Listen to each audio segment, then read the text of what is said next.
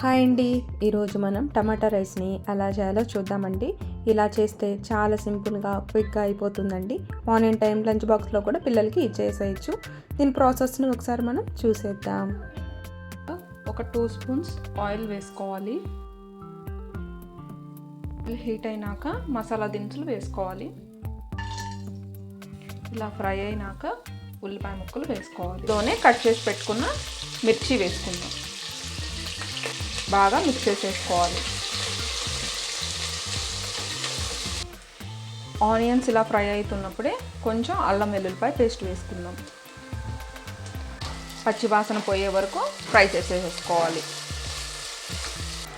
ఇలా fry అవుతున్నప్పుడే 1 spoon ధనియాల పొడి, 1/2 స్పూన్ జీలకర్ర పొడి, 1 స్పూన్ గరం మసాలా, మనం వేసిన పౌడర్లన్నీ బాగా ఫ్రై అయ్యే వరకు ఫ్రై చేసేసుకోవాలి. కొంచెం కరివేపాకు వేసుకోవాలి, ఫ్లేవర్ బాగుంటుంది. బాగా మిక్స్ చేసేసుకోవాలి. మనం వేసిన మసాలాలన్నీ బాగా ఫ్రై అయిపోయినాయి. ఇప్పుడు ఇందులో సన్నగా కట్ చేసి పెట్టుకున్న టమాటా ముక్కలండి.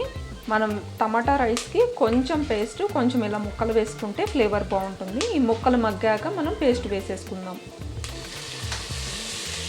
టమాటా ముక్కలు కూడా సాఫ్ట్గా అయిపోయేదాకా మనం మగ్గించుకోవాలి.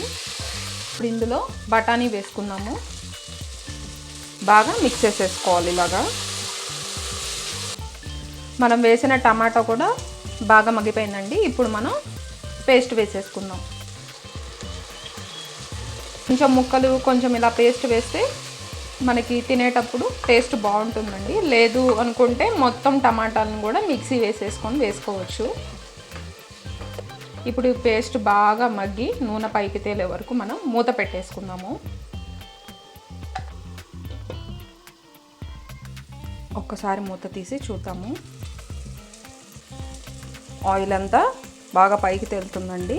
మనం వేసిన ప్యూరీ మొత్తం బాగా వేగిపోయింది. ముందుగానే ఒక 1/2 అవర్ నేను బాస్మతి రైస్ని నానపెట్టేసుకున్నాను. అది ఇందులో వేస్తున్నాను. రైస్ వేసాక ఒకసారి మిక్స్ చేసేసుకుందాము. ఇలా మిక్స్ చేస్తే బాగా పొడి పొడిలాడుతుంది. మసాలా మొత్తం కూడా ఇలా రైస్కి పడుతుంది. టేస్ట్ కూడా బాగుంటుందండి ఇలా. ఇప్పుడు ఇందులో కొంచెం కారం, కొద్దిగా ఉప్పు. ఇప్పుడు దాకా నేను ఉప్పు వేయలేదండి, నేను ఫైనల్గా ఉప్పు వేస్తున్నాను. బాగా మిక్స్ చేసేద్దాము. కొంచెం కొత్తిమీర వేస్తున్నాను. కొత్తిమీర వేసి కూడా ఒక్కసారి ఇలా మిక్స్ చేసేసుకుందాం. ఇప్పుడు వాటర్ పోసుకుందామండి. నేను 1 గ్లాస్ రైస్ తీసుకున్నాను, దానికి 1.5 గ్లాస్ వాటర్ పోస్తున్నాను. సాల్ట్ ఏమన్నా పడితే ఇప్పుడే వేసుకోవాలండి. ఒక్కసారి టేస్ట్ చూసేసి సాల్ట్ ఏమన్నా పడితే వేసేసుకోవచ్చు. ఎసురు వేసినాక 1 స్పూన్, ఫైనల్గా ఇట్లా 1 స్పూన్ నెయ్యి వేస్తున్నాను. ఫ్లేవర్ బాగుంటుందండి. కొంచెం లెమన్ పిండుతున్నాను. లెమన్ వేస్తే రైస్ బాగా పొడి పొడిలాడుతూ వస్తుంది. చేసేసి మూత పెట్టేద్దామండి. రైస్ బాగా ఫాస్ట్గా ఉడికిపోతుంది. ఒకసారి మూత తీసి చూద్దామండి. రైస్ అంతా బాగా ఉడికిపోయిందండి. చూడండి, ఇట్లా బాగా పొడి పొడిలాడుతుంది. ఫైనల్గా మన టమాటా రైస్ చాలా సింపుల్గా రెడీ చేసేసాం కదా. ఇలా ఎగ్తో సర్వ్ చేసుకొని తింటే టేస్ట్ చాలా బాగుంటుందండి. మీరు కూడా ఒకసారి తప్పకుండా ఇలా ట్రై చేసి చూడండి.